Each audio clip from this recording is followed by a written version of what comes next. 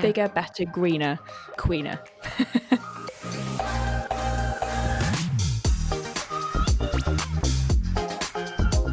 Hello and welcome to Green Queens, the perfect podcast for imperfect environmentalists. We are your hosts, myself, Abbie Dewhurst, and herself, Imogen, Bhogal. I can't believe the last podcast of 2020. I nearly said 6. What year are we in?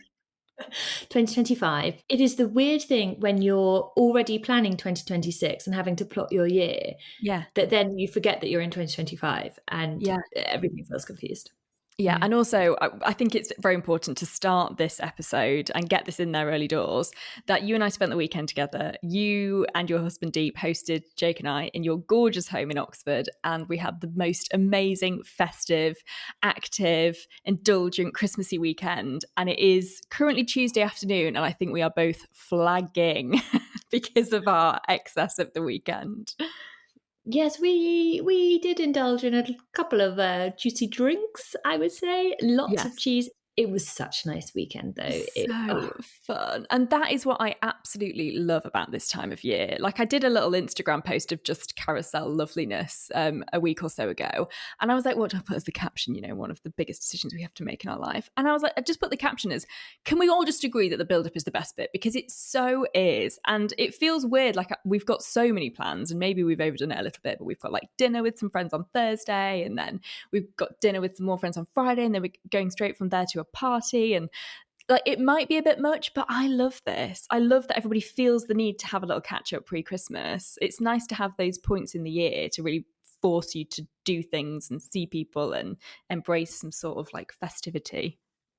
Oh, completely. And I feel then for the people that you can't squeeze in, you have those horrible conversations of, oh, I'll see you in 2026 then. And it's so strange that kind of that transition between the year, when ultimately it's just another week, but it does feel different because, I don't know, people, it's almost like wiping the slates clean, starting again, new era, start of one thing, end of one thing, start of another. So yeah, funny old little time, but lovely time. It is a funny little time. Yeah, lovely. And I think, so will it be a week tomorrow that's Christmas Eve, or that we're recording this anyway? This is going to go out like a few days before Christmas Eve anyway. So if you've maybe got a couple of episodes to catch up on, I think this one, we sort of had a little conversation before we pressed record.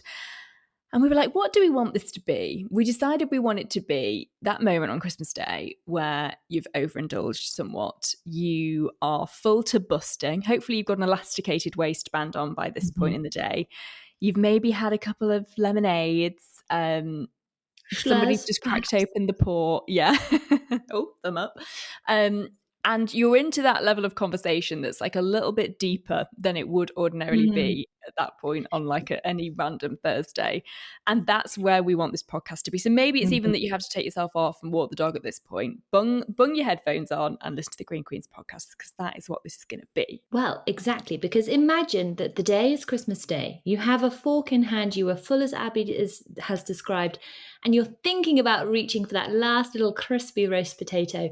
And at that point, that's when the sort of more reflective conversations start, when people start saying, you know, what was your highlight from this year? What do you want from next year? Maybe things are slightly emotionally charged as well, because, you know, your Uncle Nigel's a bit annoying. But also in the kind of build up to this, our previous 2 episodes from this Christmas series, we had the first, which was presents, the second, which was partying, and this is now the third, the sort of reflecting over Christmas dinner. And for us, our reflection is going to be sort of twofold, I suppose. It's our kind of experiences and reflections of the podcast this year, but also reflecting on some amazing guests and the insights that they have instilled in us. So we're going to pepper this episode with a few clips and sound bites from them. Yes, it feels like, what was that show that used to be really, really big? It was like, it had the big red book. This Is Your Life. Is that what it was called? And it would do like this amazing highlights reel. Who was the presenter? Oh God, I don't remember. I don't remember. I used to love it so much, and I feel like the theme tune is on the tip of my tongue, but I actually think what might come out of my mouth is a Blind Date theme tune, so I won't go there. Is it Michael Parkinson? Was he the presenter? Do I have permission for a live Google? Permission for a live Google. Your live presenters. Drum roll, please. Eamon Andrews was the original. Okay. Trevor McDonald also Trevor hosted a revival in McDonald. 2007. Oh, There you go. okay. What a show, though. Yeah. This feels like that. It feels like the big red book is going to open and we're doing a look back on the Green Queen's life. And I don't know why I felt the need to reference that. I genuinely think this time of year makes me so nostalgic. Like I was just transported back to my nana and granddad's old lounge. They haven't lived in that house for years. But that for me signifies Christmas. And that is where I used to watch all those kind of TV shows. So maybe that's why. Well, who wants to go first? I know that I've combined some of my clips, but you have some individual clips. So should we go one of yours, then on to mine, then one to one of yours? Let's do that. Okay.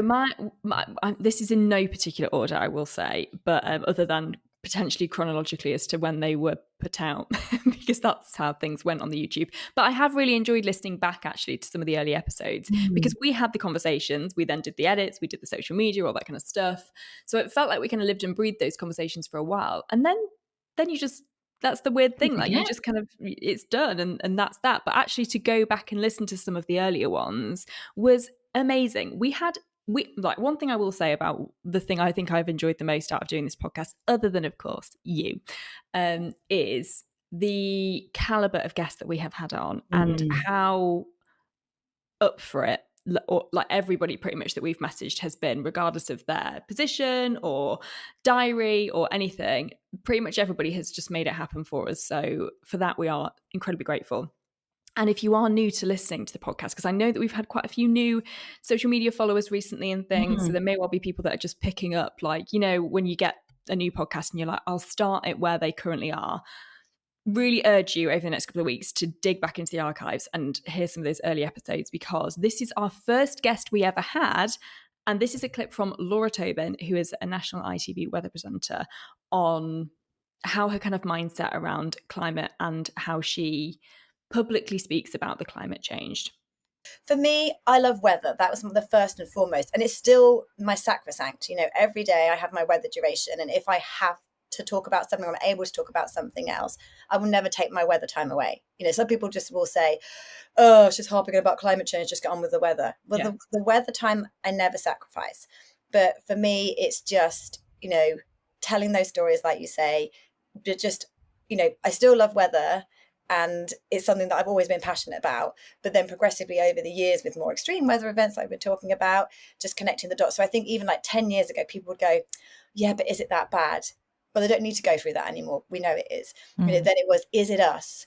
Well, actually now we realize it is, and like kind of don't have to argue that point too much. And then I guess like 5 years ago, it was like, can we do something about it? And I suddenly thought, oh, do you know, I don't have to be so negative and say there's this flood and this extreme temperature and this drought. You know, you can do like lots of little things. So the kind of line was, no one can do everything, everyone can do something. There she is, Laura Tobin. Oh, she is such a queen and such an appropriate first ever guest that we had. But I think she does so well there to explain that actually she no longer has to provide all of that context. We understand the context, and that means that she has a platform to talk about the science, talk about the solutions.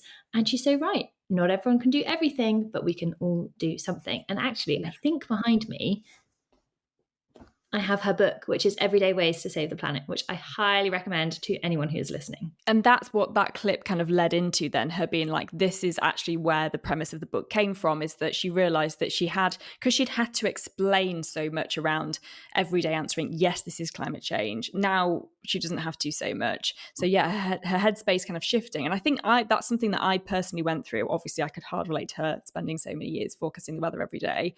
And that shift in mindset literally happened to me a few years ago as well. And also I think for my own sanity, I got to the point where I was like, I can't do this every day. I can't be the doom and gloom, the scaremonger, like, and I can't be called that as well, because, you know, it was just this like cycle of misery, to be honest. So I think one of the great things about launching the pod has been that we are able to investigate and spend more time actually looking into solutions and looking into and shining a spotlight on like some of the small things that we can do.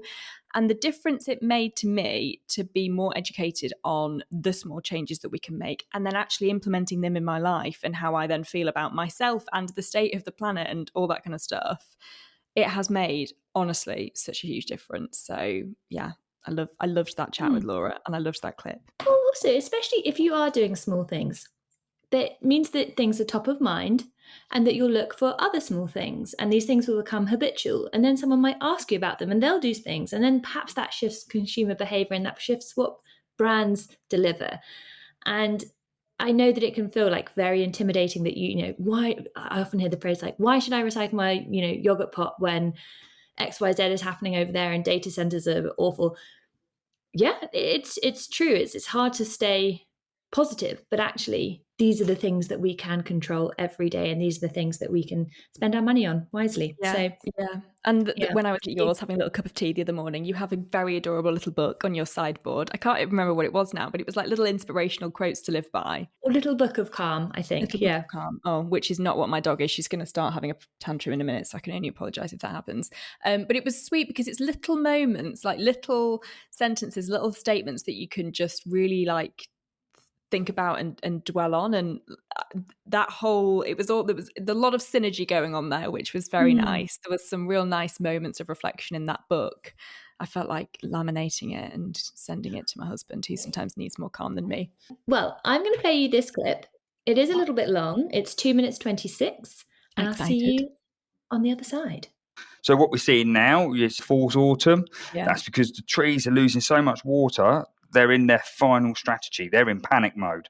So what they do is like, what do I do? What do I do? Right, I'm going to throw my leaves. So they throw all their leaves.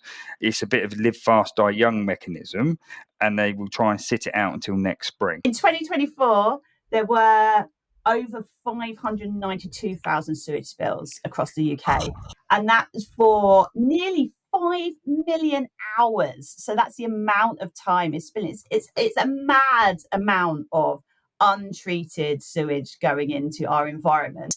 And really, they are the first and almost only throwaway electronic device that we have. We've quantified the second-hand fashion market to be worth a whopping £7 billion in the UK. So that is £7 billion worth of transacted value on second-hand garments. So this is not a market that can be ignored. A revolution in technology requires a revolution in communication. And we haven't taken that on board as an industry. We're still talking about kilowatts and kilowatt hours. I mean, what the hell? Somebody should have told us, BHP and talk never worked for talking to women about cars. Why would kilowatt hours work? If we can challenge the perceptions and change the perception of these things being rubbish, then that's where the magic of the transformation happens. Yeah. That idea of kind of treasure hunting and finding a bargain and finding that great thing at a really compelling price is what is just getting people to Vinted and then getting them coming back. And we see that actually that's much more of a draw for people than the sustainability angle, at least in the first instance.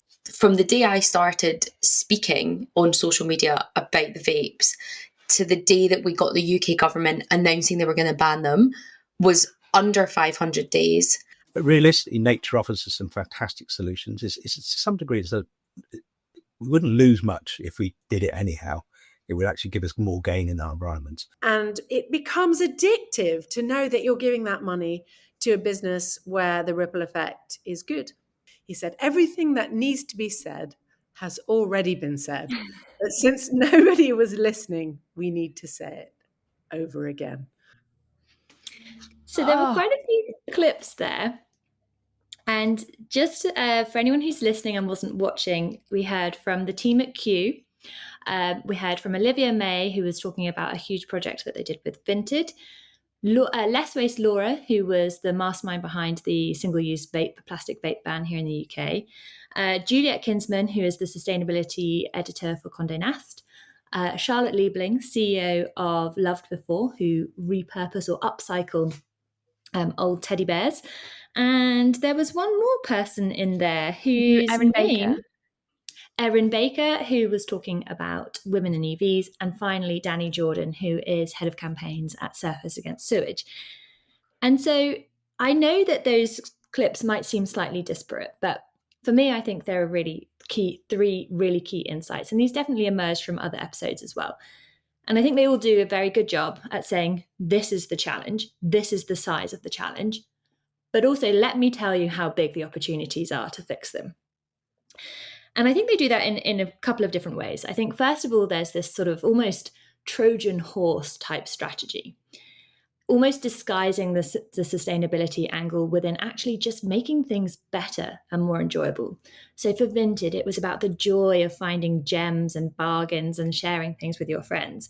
With Loved Before, it's that emotional story of ensuring that your teddy bear is going to be looked after by somebody else, continuing that magic. And for EVs, it's like, oh, for God's sake, let's not talk about carbon reduction. Let's talk about the fact that you can just charge this at home and never have to go to a petrol station. The second thing I think is that there's, and very true to our mantra, is this progress over perfection.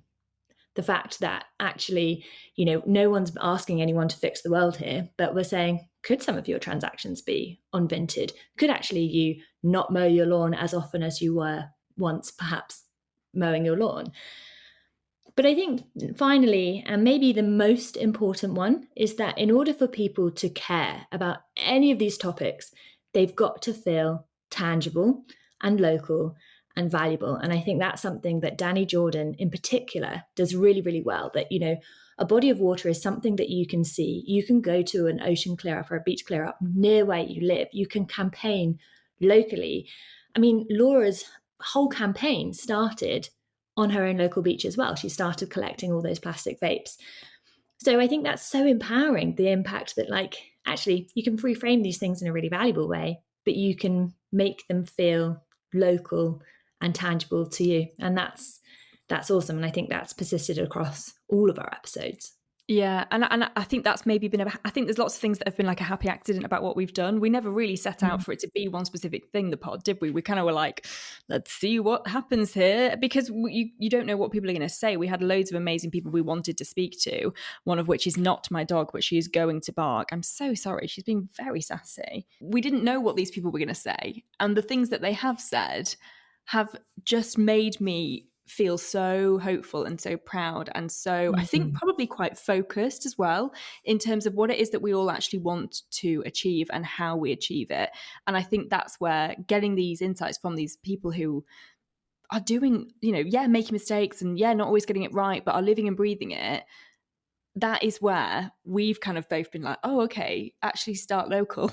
Oh, okay, actually build a community. Oh, okay, actually spend some more time outside. Like it sounds simple, but I think it's often so easy to overlook the simple things. And I think actually once you do kind of align and prioritize and think about those sorts of things, the steps which might have felt really overwhelming and huge and out of reach all of a sudden become a little bit more obvious. But I think before you know it, you're sort of taking some of them anyway, and you're doing some of them because your priorities are sort of set on smaller things. It's more set on the day-to-day. And I think that's one thing that particularly in the media can get quite overwhelming when these huge great things are spoken about. And I mentioned the Laura clip earlier, these huge great weather events are happening and sometimes the other side of the world, so it's really hard for people to be like, oh well, that's my responsibility then. But then they come close to home. Then you have a conversation with somebody who was on holiday when one of these things happened. And all of a sudden, it starts to make a bit more sense, doesn't it? Oh, completely. And I think the thing that makes me really hopeful is that all of these people are saying, well, there's a market for these solutions, number one. And number two, the solutions that they're offering are oftentimes better and oftentimes deeply, deeply practical. None of this is and as we sort of predicted when we started this podcast, or as we hoped, I should say, they're not like, oh, go hug a tree and never eat a burger ever again. Nobody is saying that. And I think that hopefully creates this very accessible but squidgy middle ground where we don't have to be really divisive and binary about every single topic that we debate. So I really, really enjoyed going back and finding those ones, because I also didn't want to lean to the really obvious ones, because I was like, okay, A, I need to go for the ones that I hope Abbie won't go for, and B, sometimes I think, Wimbledon was shiny and fancy. So obviously that was one that immediately sprung to mind. Same goes for Tinwood. So these are ones which maybe slipped through the net in a different kind of way. But I think what's nice is that we have had the ability to have those shiny, really special moments and still tie it in. But that actually the moments that we maybe have took a bit more value from, and those conversations that we have then been able to pour over in the pub with mates, is like a false autumn.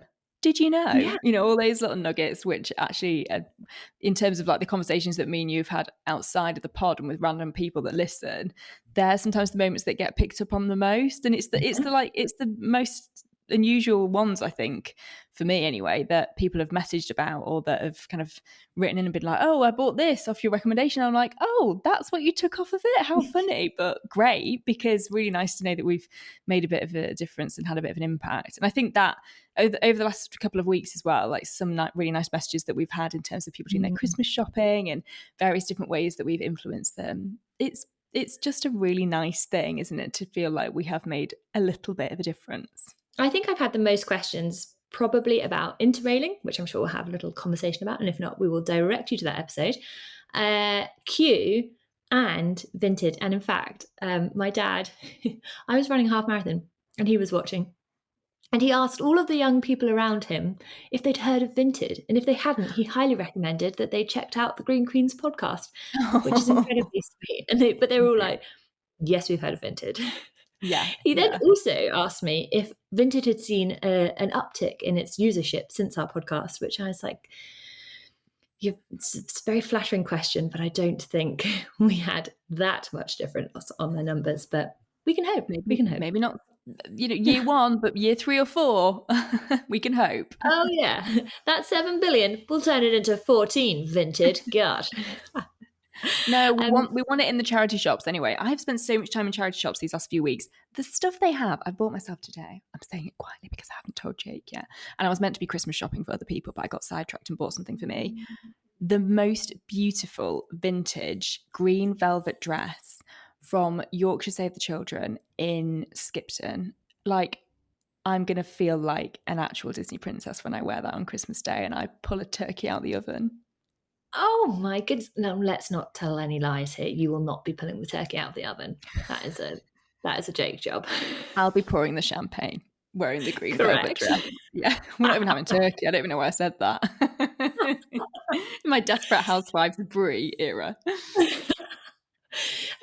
Do you have another clip? This is another clip from Juliet Kinsman, who we fangirled pretty hard and also had the awkward moment of I tried to, originally we were scheduled in to interview her when you were on holiday and I hadn't heard from you, and that is absolutely fine because you were on your holidays. We made the plan and I trusted that you would be there because you are always there. And then get on the call with Juliet, you're not there, and I send a text just casually buffering, she's just having internet issues, Juliet, just bear with me 1 second. I'm messaging you like, hello, are you coming for this podcast or nothing? Absolute dead air. And I thought there has to have been an emergency here because this is so unlike you. Turns out the entirety of Spain was down with internet where we were meant to be interviewing Juliet Kinsman. So we had to reschedule that. And honestly, at that time, I was so conscious that, and we planned a whole day around coming back for that podcast recording, and there was no way that I could get in contact with you. There was no internet, there was no just even normal mobile service. And so I genuinely had this moment where I was like, I'll just like beam this information through the airwaves via my brain to your brain. But we did reschedule, and I'm so glad that we did because she was fabulous. She was fabulous. So this is a clip from Juliet Kinsman. Look out for the good guys. There are good guys, very much so. And think about, why do we travel? How is me going on this holiday actively helping support a good cause?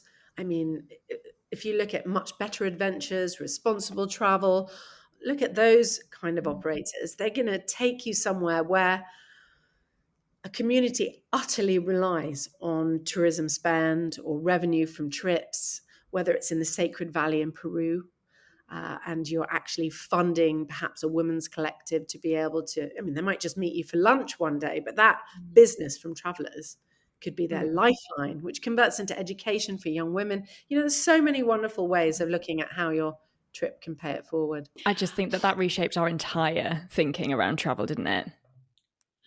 Completely.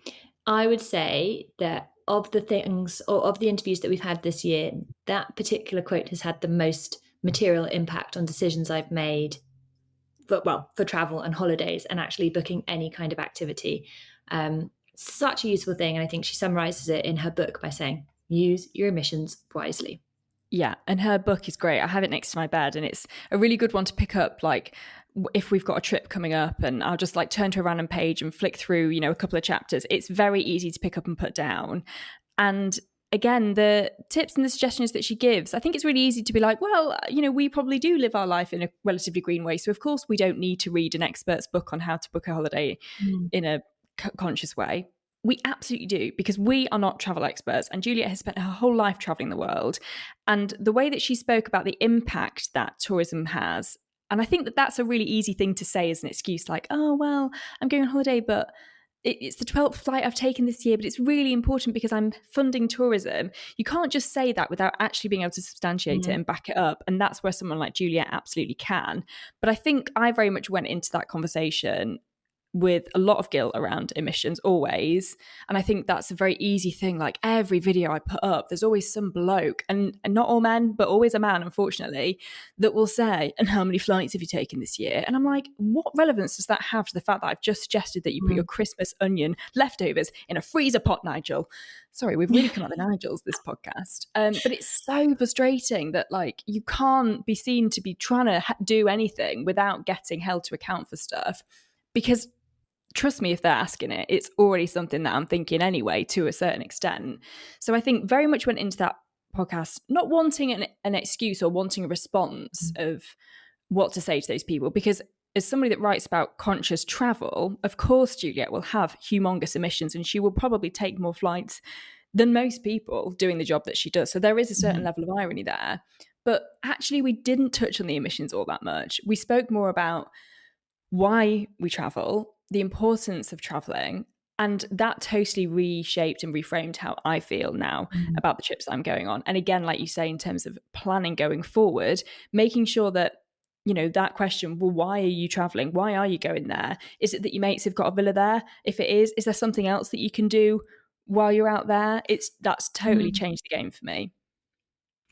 She also, in that episode, said that the Greek word for tourism translates roughly to the welcoming of strangers. Yeah, I think that's right. And that was also like, that is why you travel. You travel to open your eyes and be exposed to different cultures, different ways of seeing things, different ideas. And I think in a world which is just sadly increasingly divided, traveling and being aware of different cultures and of each other is so important. And yes, like, of course, emissions from flights, bad. There are definitely some worse offenders than others. Private jets, bad. But for those who do want to go on holiday and who work hard to go on holiday and can afford to do so, do it, but think about how you can be a part of the community that you're visiting. I think that's a great piece of advice, and especially when people are waiting for little January sales from various airlines. I know. But I mean, talk about emissions. Obviously, when a couple of years ago, I drove back from flew to Barcelona and then drove a car all the way back. I'd never done anything like that. I had never driven abroad before, and I loved it. I loved stopping off in all these amazing different places on my way back from Barcelona and France. You and I then interrailed our way all the way to Portugal. So we got the train literally from the UK. Again, if you're new here, if you're not, you're like, girls, stop going on about it. We know. We heard the whole thing unravel. Do you know what? Big regret is that we didn't video record the audio to those clips when we were traveling. Why didn't we do that? I know, but then equally, I feel in a funny kind of way, you get this totally unfiltered version because it is just audio clips. It is probably more indicative of the nonsense that we chat about when the mics are not in front of us. And so there's an element that I'm like, well, did we achieve something slightly different because a lot of it is audio only? Maybe. But yeah, I mean, we'll link to both those episodes because it was silly. It was very silly. But it was also a great example of how you can travel and actually consider making lowering the emissions part of the adventure. And again, I'm doing a similar trip. I'm going skiing over New Year, and we are driving there and back all the way to Switzerland. And I have been so excited looking at hotels and places and various different things that we can do on the way there and back. Like, this is me in my happy place, looking at various different places. The fact that we drive literally straight through the region of Champagne, I just think it's meant to be, if the shoe fits. It's made for you, that trip. There is just no two ways about it.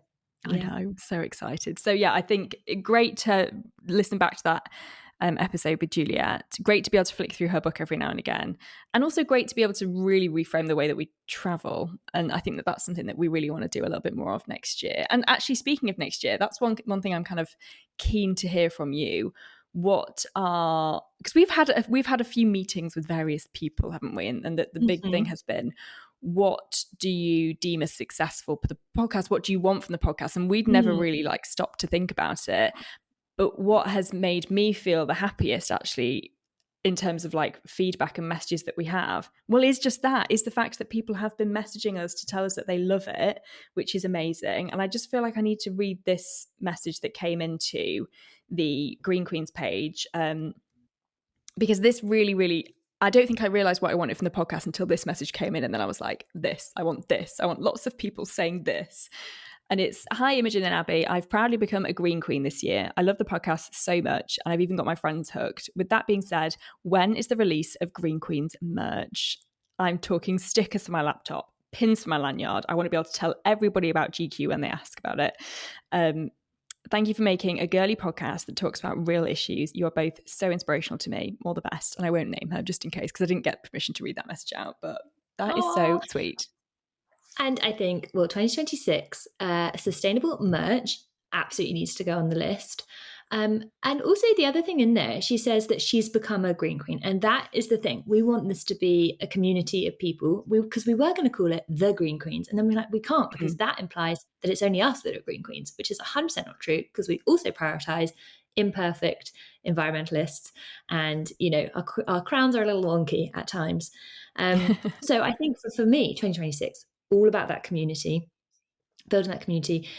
And also something that I think we've done hopefully well this year is bounce between things that are quite normal and everyday, and then also the things that are glamorous and shiny and show the fun and joy and fun. I said fun twice. It deserved to be in there twice.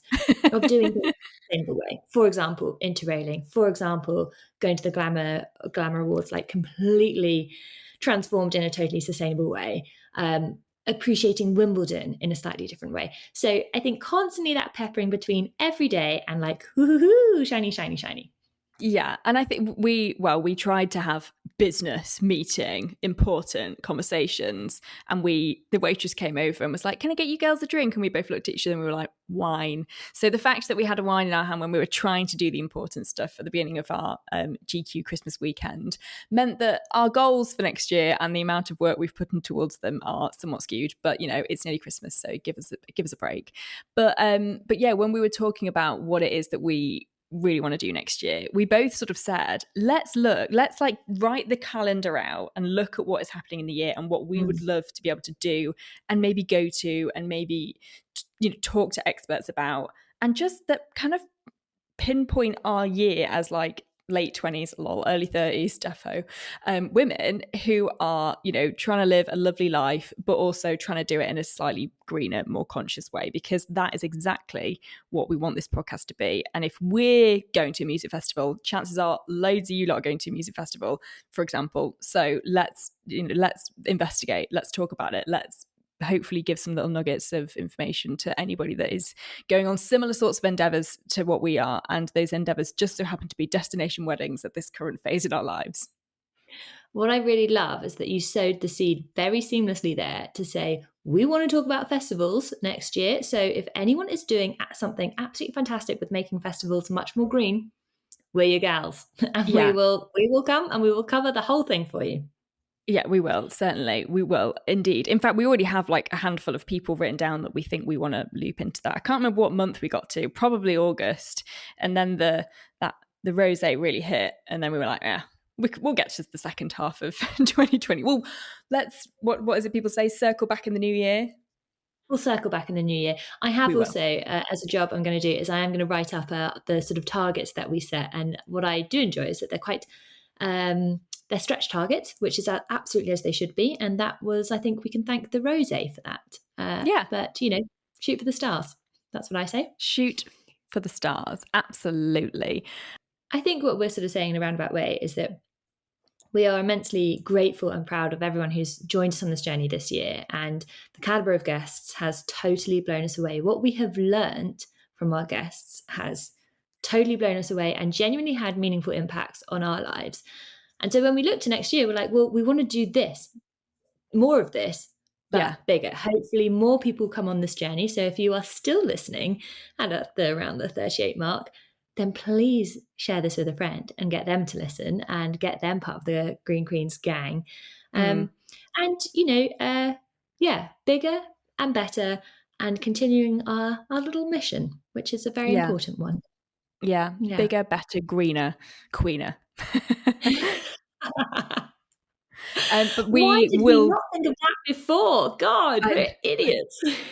Never mind. Well, look, that can be the 2026 motto. I feel bad for saying this because we have loved doing the Christmas special, and it's such a great time of year to just dive into, really evaluate. I think especially as an adult, there's so much stuff you do when you're little, like the advent calendars, the stockings, the kind of crap that you're opening every year, and the vast amount of, the Christmas fridge and all those things that you just kind of go through life following the motions of. And then you get to a certain point in your life and you're like, why am I buying 12 cheeses now? Just, sorry, somebody spell it out to me. And that's, I think, what we've sort of tried to do with this Christmas special, what we've done 3 episodes, is just pull it apart a little bit. We don't want to be Scrooges. We still want to do it all. So it's just about questioning everything, preempting everything, trying to see if there's a different way of doing things. And I hope that we've achieved that with the Christmas special. And I'm going to say one more thing, which maybe we should say one other thing so that we don't end on a down note. But we have been obviously tremendously optimistic about Christmas because we love it and it's shiny and it's sparkly. But there are a lot of people out there for whom Christmas is a tough time and can feel incredibly lonely. It can bring up all sorts of thoughts and reflections around things that have been difficult. And so if anyone is finding Christmas difficult, I think just a little note that you can listen to us on your Christmas day. We can accompany you in your ears. You've got us. It is just one day. Do something for yourself. And another Christmas will be the one that you do enjoy. If it's not going to be this one, you're definitely not alone. So just don't want to be ignorant to the fact that Christmas isn't always fun for everyone. Definitely. And I think anytime, you've been through something difficult and then it's the first birthday, it's the first Christmas, that can always be a really, really tricky one as well. So absolutely, we are here for you. We are here with you. We are always at the end of a message and a phone when it comes to social media as well. So don't take that for granted because I can't help but respond. And I do actually have a little stat which might help anybody feeling a little bit lonely this Christmas, or a little bit frustrated at their Christmas day in itself, which I think can be this, so much unnecessary pressure put on it to be this amazing thing. But 2,590 people filed their online tax return on Christmas Day in 2017. That is such a good stat, and also such a good one to have top of mind. I'll just share that both my parents are doctors, and it was quite rare that both of them would be not working on Christmas Day. Like one or other of them would normally be on call. And what that meant is if my dad got pulled in to do surgery or whatever, the parent at home would then try and, delay Christmas dinner. And there was one year where we delayed the Christmas dinner. And then my mum went to find something in the cupboard, got so frustrated that cupboard was a mess that we rearranged all of the kitchen cupboards on Christmas Day. And that, that Christmas Day goes down in family law. And the next year she was like, I refuse for that to happen. And we had lasagna. And it was great. Why not? And I think it goes without saying that we really do wish you a very Merry Christmas. The greenest, cleanest, queenest kind. Greenest, queenest, cleanest kind. Safe, happy, peaceful, full of your favourite food. We hope you enjoyed this episode of Green Queens. If you did and you'd like to hear more, we'd be so very grateful if you could subscribe and join the Green group chat for weekly episodes.